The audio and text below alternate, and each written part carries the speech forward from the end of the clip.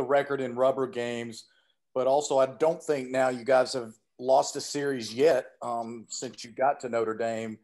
How quick is that kind of establishing the culture that you want? I know we've talked about that a couple of times. And then what do you ascribe that mental toughness to that your team is able to show in these rubber games? We practice pretty tough and we grind on the guys pretty good. So I think that helps. You know, we demand a lot out of them. We try not to back down throughout the course of games, practices, drills, cage work. So I think you cultivate that toughness in how you train. And then make no mistake, you've got Bertrand, Coleup, Sheridan that are transfer arms that injected something we really needed. So the quality in the recruitment of those key guys is part of the business of college athletics. Like, you have to recruit properly what you need, and those guys have to come in and help your program. And that's what they've done. So our guys are tough. I think we practice hard. I think a lot of people try to practice hard. I think we practice, hopefully, the right stuff hard. But we've got some guys that came in that were not here before that are helping, period. So you combine that, you're better. And then kind of, I think the last thing from me, I believe you had either 7 or 8 different guys score runs for you today. When you get that sort of distribution throughout your lineup, what does that free you up to do? How much does that just sort of help not put too much pressure on any one individual? You're going to score in bunches when every part of the lineup is factoring in. And that's what happened today.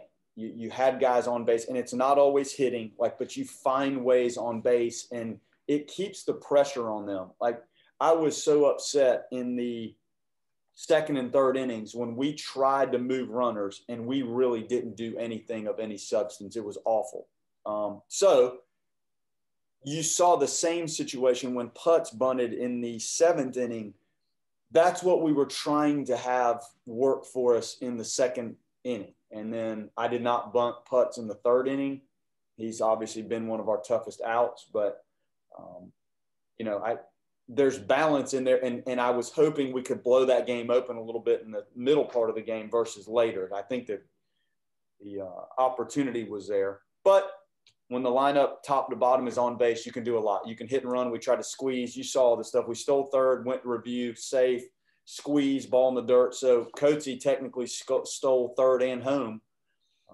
So we work on all this stuff, and we're going to do it in the games. And it's good to see. So when everybody's involved on base, you can do some stuff.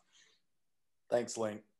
Yeah, and Coleup has shown, I know you're always looking for guys, if you can get 2 performances out of them in a weekend, a Friday, Sunday, and Coleup was able to do that for you today. He was. I'm telling you, it seems to get a little better every time. It does. And the velocity's there. It doesn't look like the velocity is what it is, and that's why he's effective. It jumps on you.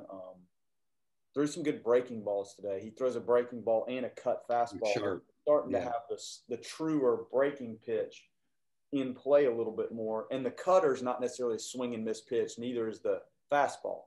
But it's poor contact stuff. And then the breaking ball actually gives him more of a swing and miss pitch. So that's good to see. What did he throw? 30 today, 35? And he's an athletic kid, and we try to manage all the stuff he does in the bullpen.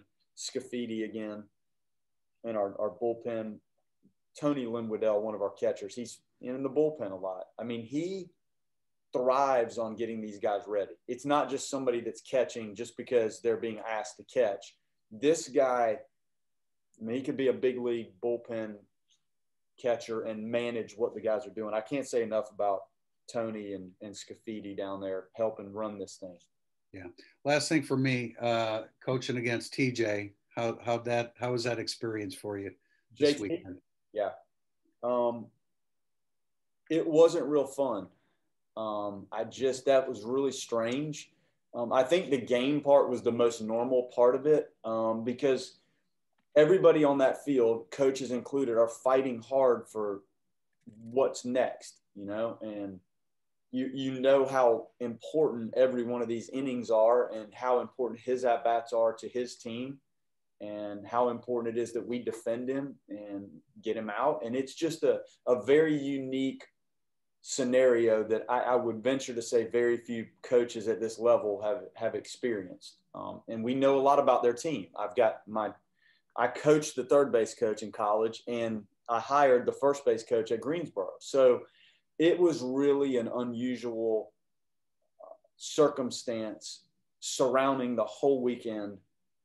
You know, I got both sets of grandparents in the stands watching JT, and obviously me. They've seen me coach probably more than they've seen him play these games. But again, like I told you, I'm very proud of the program that he's in and how they've helped develop him. And I'm proud of the way he handles himself in the classroom, off the field, on the field. It was enjoyable to sit back and watch him play and notice the player he's become. But it wasn't pleasant trying to think about kind of the ramifications of the game. So you try to separate it a little bit. Very unique.